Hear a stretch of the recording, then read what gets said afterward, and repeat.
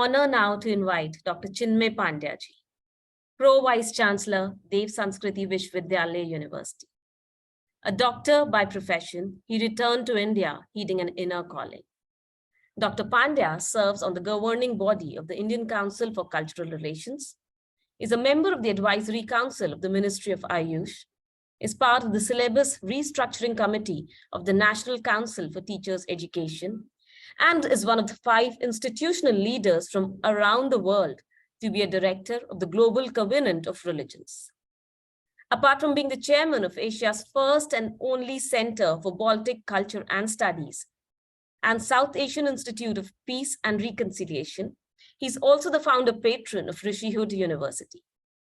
He has also represented India in the intergovernmental meeting of the UNESCO on the issue of intangible cultural heritage. Please welcome Dr. Chinmay Pandya ji. बहुत धन्यवाद ध्वनि जी. It's my absolute pleasure, honor and delight to be part of this very important and significant discussion. I would have absolutely no problem speaking in English, but for the purpose that it is the G20 celebrations of Bharat, allow me to speak in the मातृभाषा हिंदी.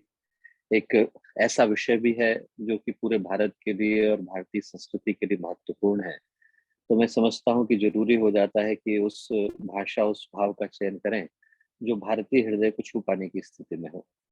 आज जिस उद्देश्य को लेकर आपने इस कार्यक्रम को आयोजित किया है, उसके लिए मैं करोड़ों गायत्री परिजनों की ओर से और जो हम लोगों के 80 देशों में फैली हुई शाखाएं हैं, उनकी ओर से आपका भाव भरा धन्यवाद देता हूं, अभिनंदन करता हूं. और इस उद्देश्य के लिए, जिस उद्देश्य के लिए आपका ये फाउंडेशन कार्य कर रहा है और ये वर्ष जिस महत्वपूर्ण संयोग को लेकर के आया है, उसके लिए भी हृदय से धन्यवाद देता हूँ. यदि आज उस चिंतन की ओर हम लोग सोचे जिस चिंतन को लेकर ये वर्ष और ये सोच आई, तो एक घटना मुझे याद आती है जो वर्षों पहले घटी. 15 जनवरी 1897 का दिन था. स्वामी विवेकानंद जो है 5 वर्ष की यात्रा के लिए विदेश गए हुए थे एंड ही रिटर्न फ्रॉम देयर. जब वो लौटे तो उन दिनों में श्रीलंका भारत का हिस्सा हुआ करता था. कोलंबो के तट पर उनका जहाज आकर के लगा और उनके पहुंचने के साथ ही घटना घटी कि उनकी जो कीर्ति थी वो पहले ही भारत पहुंच चुकी थी. तो लगभग कोलंबो शहर का हर व्यक्ति उनके दर्शन के लिए पहुंचा. शायद ही ऐसा कोई व्यक्ति शेष रहा हो जो उनसे मिलना न चाहता हो, उनको देखना न चाहता हो. तो जब वो स्वामी विवेकानंद के पास आया तो एक बड़ी जनसभा का आयोजन हुआ और लगभग हर व्यक्ति वहां पर उपस्थित था. और जो जनसभा के अध्यक्ष थे उनने स्वामी विवेकानंद का सम्मान किया और करने के बाद एक प्रश्न उनसे पूछा. He asked me a question. उन्होंने उनसे पूछा कि स्वामी जी एक बात बताइए, इतने दिनों तक आप विदेश रहे तो आपकी उपस्थिति का लाभ वहां के लोगों को मिला? वेद है, पुराण है, उपनिषद है, वेदांत है, सांख्य है, वो विषय जिनसे वहां के लोग सर्वथा अपरिचित थे, उन विषयों को जान पाने का सौभाग्य उनको मिला. तो उसका लाभ वहां के लोगों को हुआ, आपको क्या लाभ हुआ? तो इस प्रश्न का बड़ा प्यारा उत्तर स्वामी विवेकानंद ने दिया.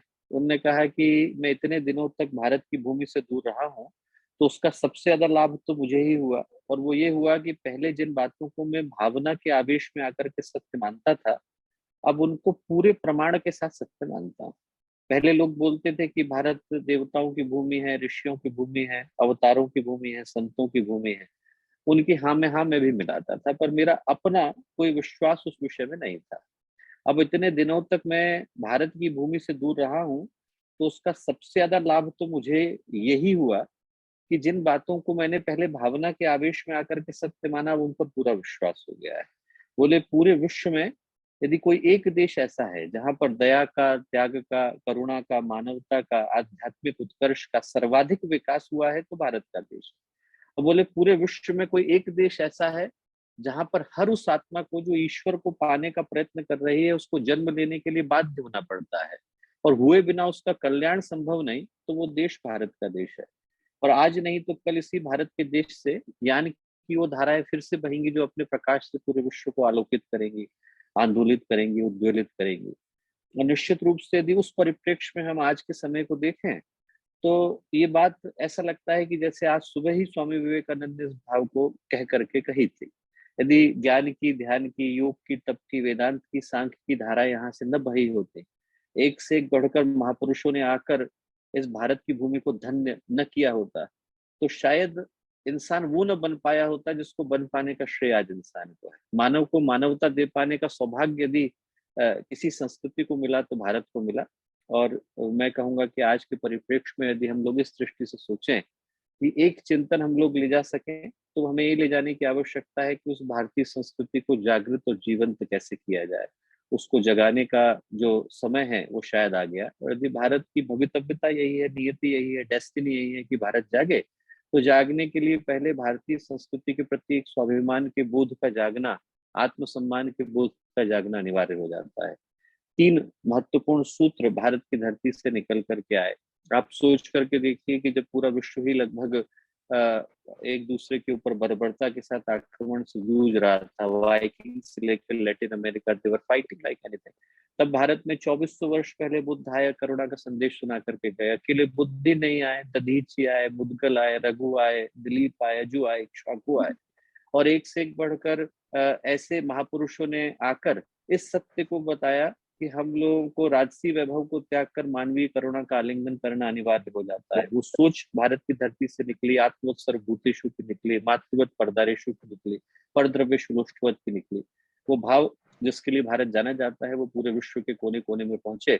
इस सूत्र, इस सोच, इस संकेत को देने के लिए आज का दिन आया। तो मैं यही निवेदन करूंगा कि आपके इस कार्यक्रम के माध्यम से जो भी इस भाव को सुन रहे हैं वो भारतीय संस्कृति के स्वाभिमान को ग्रहण कर सकें, हर व्यक्ति तक वो सोच पहुंचे, भाव पहुंचे, ऐसी प्रार्थना, ऐसी अभ्यर्थना।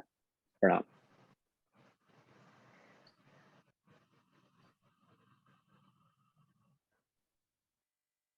Grateful to you, Dr. Pandya ji, for such an enlightening talk. And once again reiterate the fact that we need to focus on the Indian value system by imbibing the ancient Indian cultures. And thereby, once again, we hope and wish that we will once again become a spiritual world guru.